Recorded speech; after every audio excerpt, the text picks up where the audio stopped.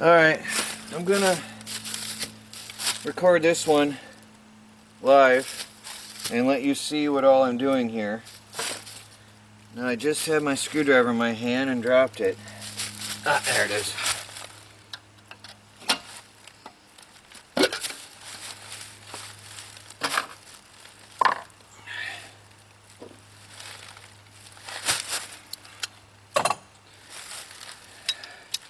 Hopefully this one will go better. Actually, I'm not going to record it live because watching me do the turning that clamp in would be boring. Skip all that part. I'm going to show you what I'm doing, but the rest I'll cut out in that part.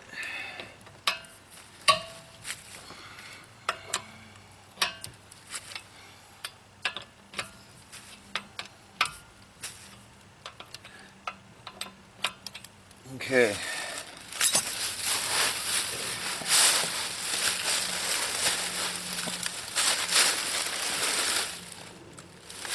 Now,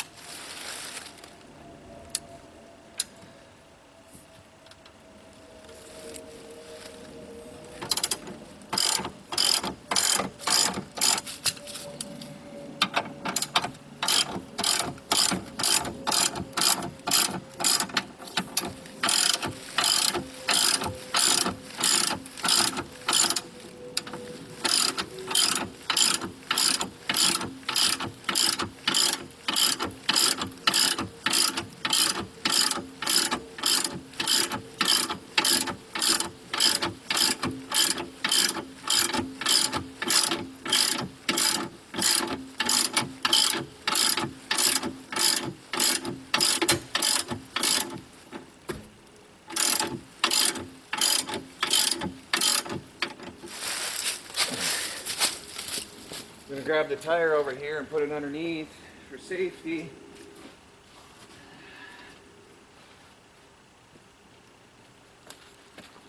That way if this car decided to fall, it can't fall and crush my leg, for example.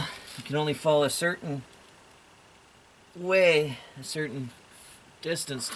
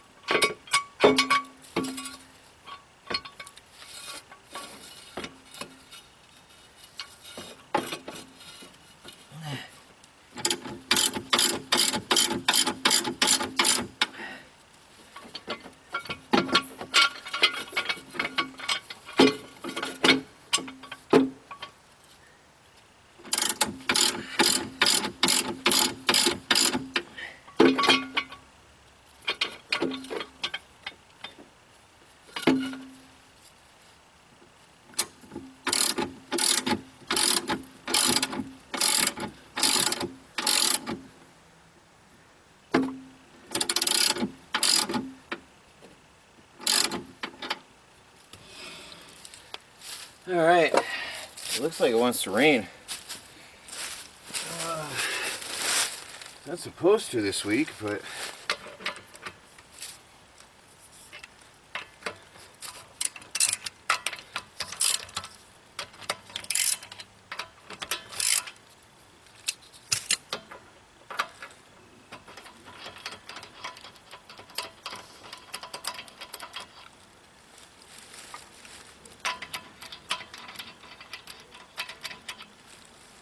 well, at least the last person who worked on this used anti-seize.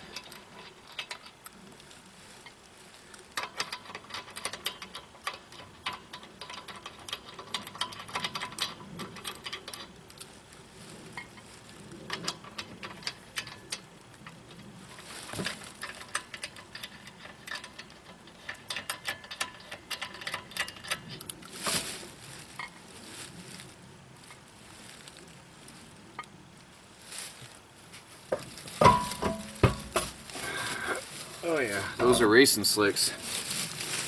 Time for some new tires next paycheck.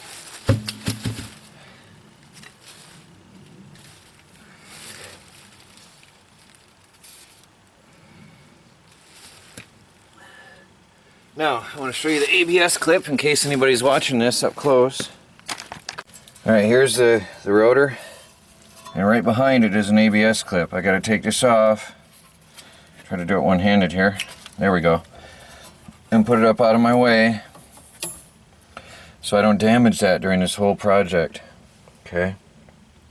Now I've got to take off this nut and the one below it down here. There's two nuts here I have to remove, and then this whole assembly comes off.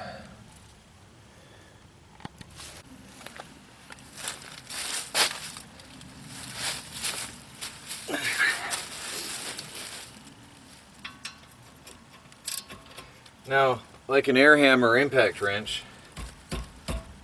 I usually pound on it like this.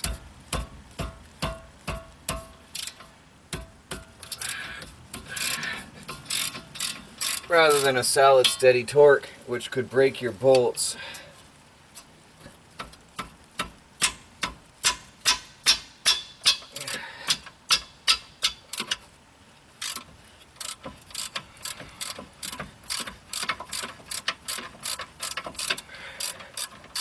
I prefer to use a longer handled wrench, but there was no room for the wrench in here.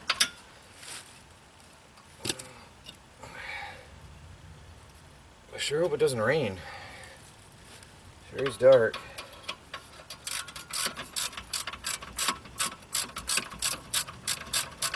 I'm determined to try to do this before lunch. Oh, it's going to be a late lunch.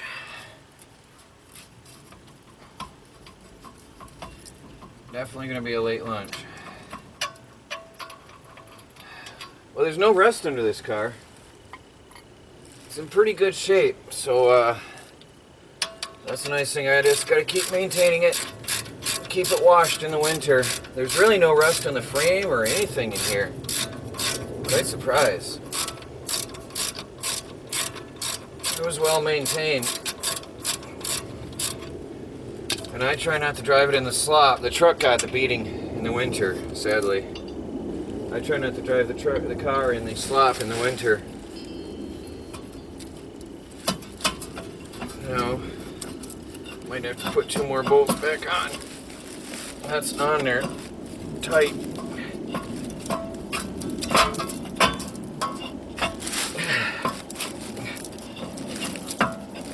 Yeah. I don't want to strip any of these threads.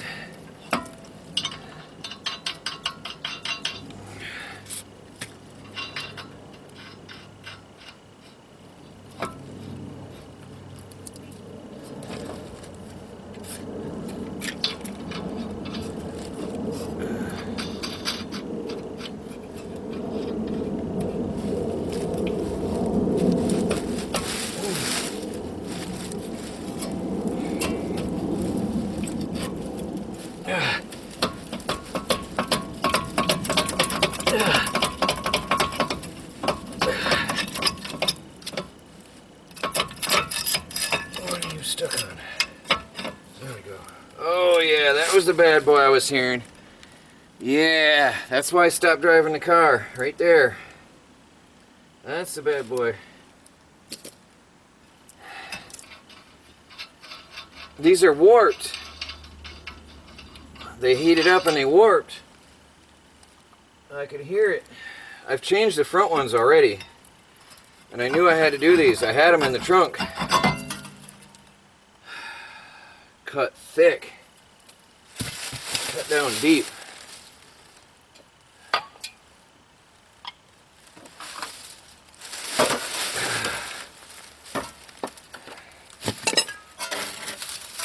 Now hopefully I'm going to just do a simple repeat of what I just did on the other.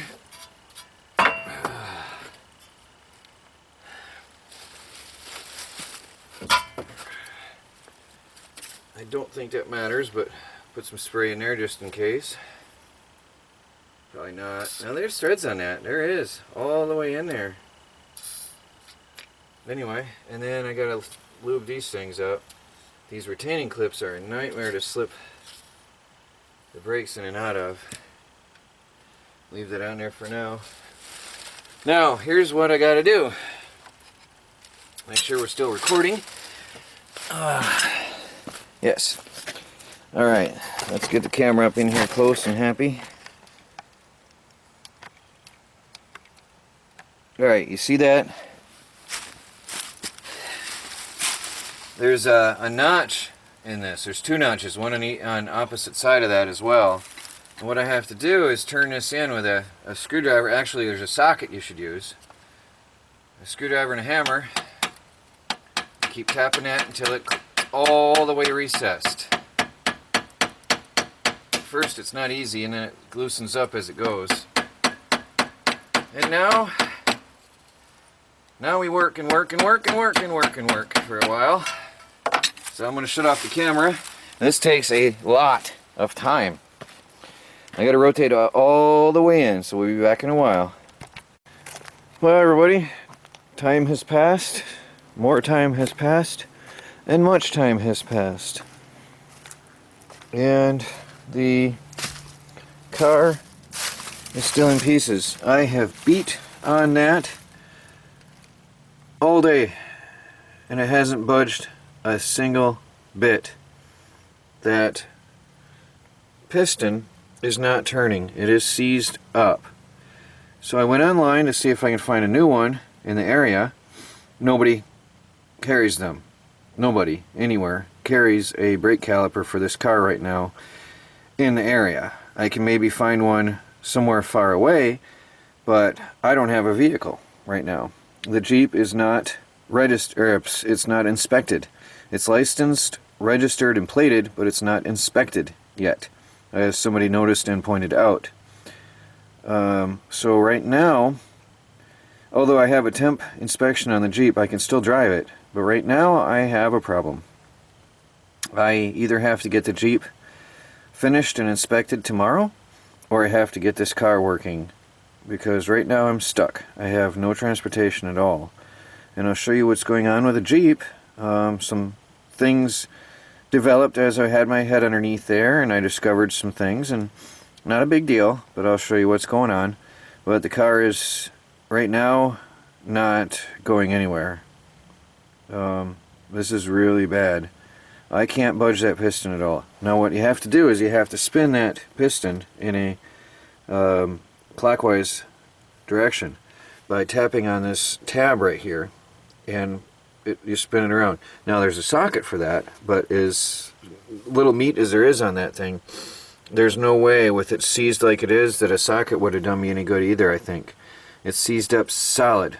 I was using a crowbar and a hammer and beating on it hard, and it wouldn't budge at all. So I'm trying to find a new brake caliper for this car at this time.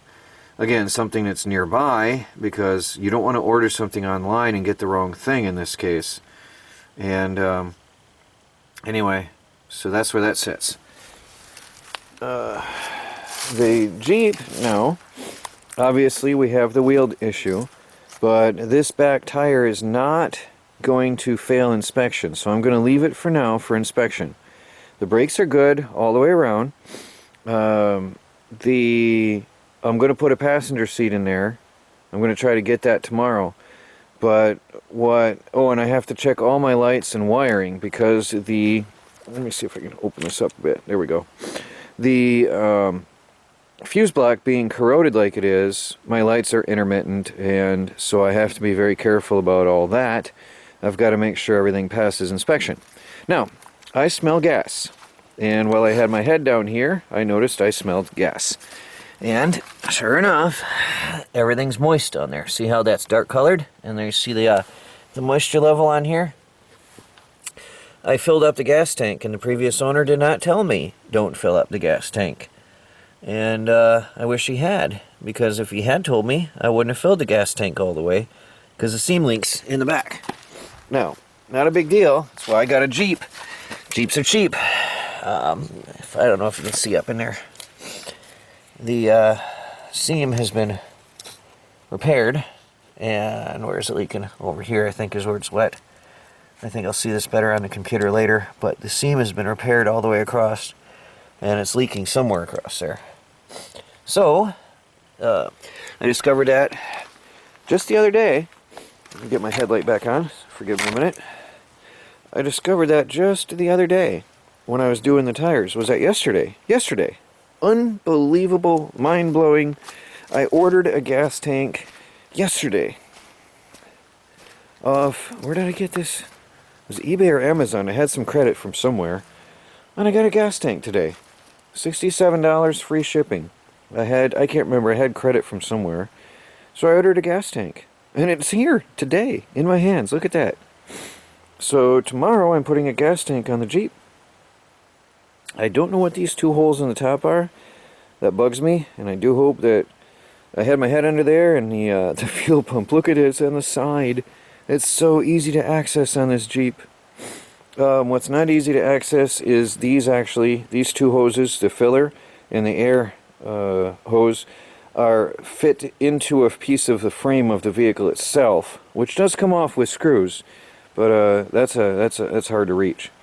But these scare me. I don't know what these two holes are, and I'm hoping that that's not going to give me any trouble. But other than that, it fits. It's the same gas tank as what's on the Jeep right now. So I'm thinking, actually, if I wish I had a running vehicle right now, I would get another can of brake cleaner and spray this thing down thoroughly, taking off all traces of the oil, and then I have a can of truck bed lining that I would spray this down with before installing it and let that cure. That way that it would never rust, ever.